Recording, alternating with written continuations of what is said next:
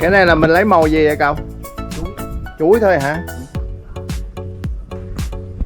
Cái này là cái hồ của mình bỏ cá xuống mình nuôi. Giờ nó lớn rồi, mình câu lên. Mình nướng. Ở nó chua cay à. Cậu nó nói sao giỏi tới đây. Đó, dính một con. Dính. Dính con đó rồi. Kìa, ôi nó bự kìa cá. Ôi.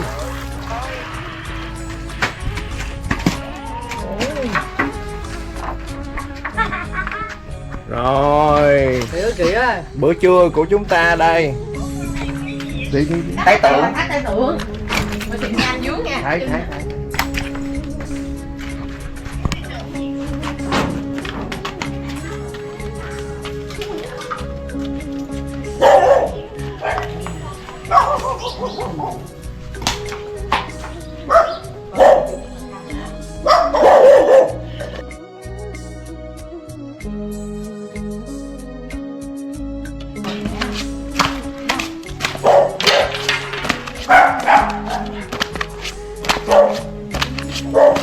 Ha. Rồi vậy đó. Đấy vậy đi. Rồi đó từ từ cái nó Đốt cái mớ củi với cái mớ vỏ dừa thành than rồi bây giờ không bỏ gì nữa, không có dăm cho từ từ rồi không có cần ướp cái gì hết. Bỏ cái vỉ lên, mình chét miếng dầu lên cái vỉ cho đỡ dính không cậu? Rồi sau mình bỏ con cá lên. Vậy là xong. Rồi khoảng bao lâu mình sẽ chở mặt cậu? Chợ đó vàng hết rồi cái chợ từ từ vậy nè.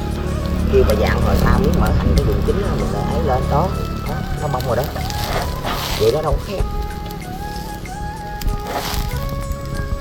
Dễ gì?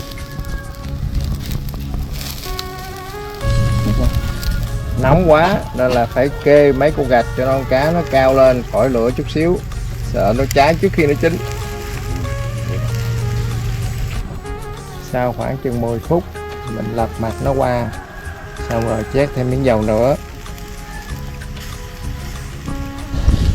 Sau khoảng 5 phút thôi thì mình lật qua mặt thứ nhì, lật qua nữa.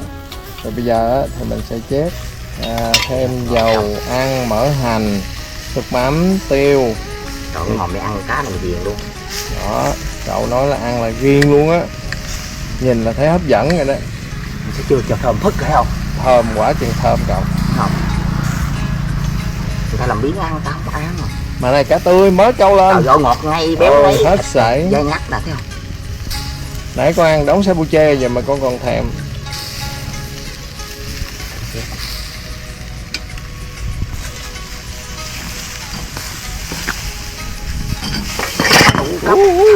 Rớt. Không sao. Đó. Chất lượng luôn đó. Nóng quá rồi hả cậu? Ở khúc này nè. Cái khúc đùi mọi người. Bây giờ là cá nướng xong xuôi rồi đó. Bây giờ ngồi xuống nè, ăn với cậu Bảy, ăn với dì Ba. Cái này là mọi người đang ở Đồng Tháp nha. Cá thì bắt ở dưới hồ lên, rau thì hái sau vườn. Hết sảy. Bún thì mua ngoài chợ.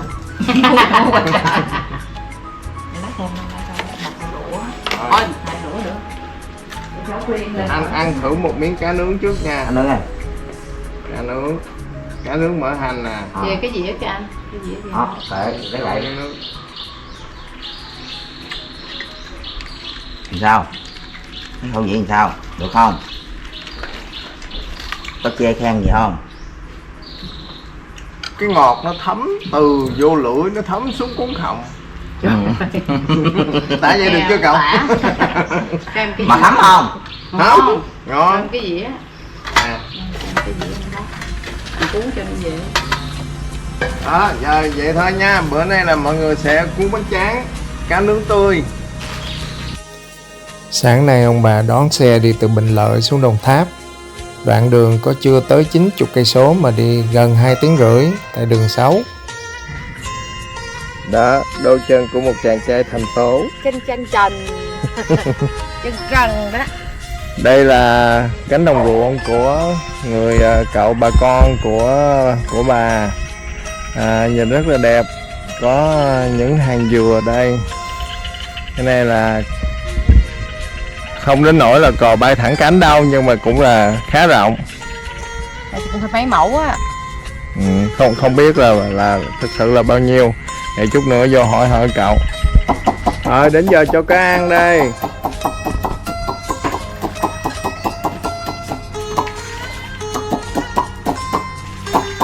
Cái này giống như chất đạm cho nó hả, phải không cậu?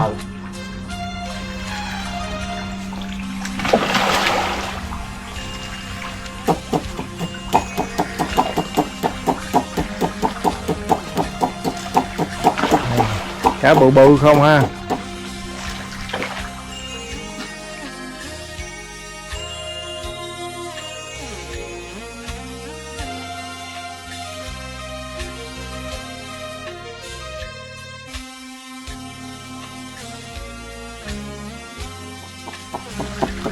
Đó, đầu có con giò vàng đó.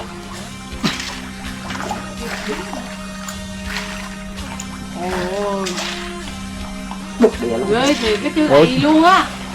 Cho nó ăn này rồi hồi cho rau nó ăn không? Ăn gì đâu thấm đó. Đâu có thấm nó đâu. Cho ăn xương xương thôi chứ ăn lớn bự có ai ăn nổi.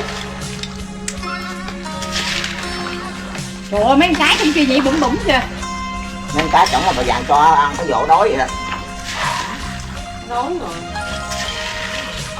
Còn trong đây á, là cá lóc.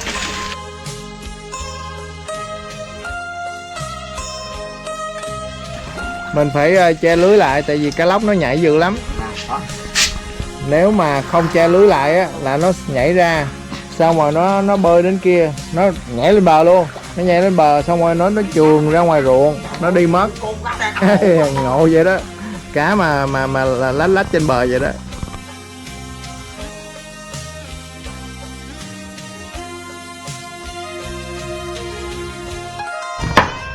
Chị ba đang chặt mít với lại chuối cho cá ăn đây. Cá này nhà này là cá ăn chay. Nhờ mấy con cá này nè, ba cái mít này Không biết làm gì. không biết làm sao. Bữa hổm nó chặt cái mít 10 kg ha. Trời đất ơi, mình tính là 100, đã bán được 340. Cuối cùng đợi nó nói sơ vàng sơ đen rồi bà ơi, bỏ lại cho bà cái cá. Tức không? Rồi ăn chất đạm rồi, bây giờ ăn đến ruột mít nè. Đó, dì ba quăng xuống nè. Một đống ruột mít. Nó không thèm gì ba ơi. Nó ăn đạm bây giờ nó không thèm ruột mít nữa. Nó ăn ngậm. Nó ăn dưới hả? Lặn xuống dưới nó ăn. Đó, nó đang quay cuồng á. Đó.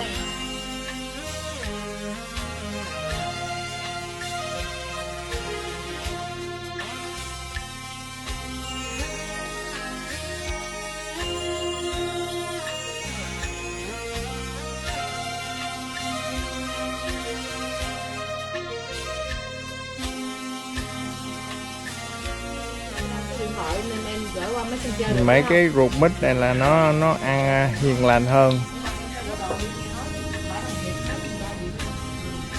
Nó chìm xuống dưới, tụi nó ăn ở dưới.